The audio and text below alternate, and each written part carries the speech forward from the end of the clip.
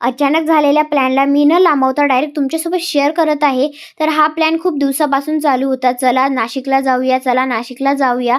Finally त्यांना सुट्टी भेटली आणि आम्ही नाशिकला जायला निघालो. तर मी सकाळपासूनच तयारीला लागले.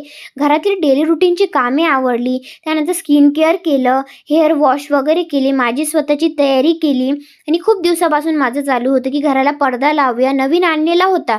फायनली तो लावण्याचा मुहूर्त आला. तर तो पडदा लावण्यासाठी मला पूर्ण पाऊण तास लागला.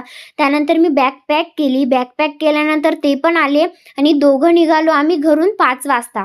त्यानंतर आम्ही घनसोलीवरून कल्याणला गेलो. कल्याणवरून आमची ट्रेन होती नाशिकला जाण्यासाठी 7 वाजता. तिथून आम्ही 10 वाजता नाशिक रोडला पोहोचलो. त्यानंतर पप्पा पण आलेलेच होते. मी येण्याआधी पप्पा घ्यायला आलेले असता, मग तर काही टेन्शनच नाही. आणि घरी गेलो मस्त गप्पा मारता मारता. आणि घरी पण आईने मस्त भरपूर व्यंजन बनवलेले होते. तर असा होता माझा हॅपी दिवस. भेटूया उद्याच्या ब्लॉगमध्ये. Bye bye.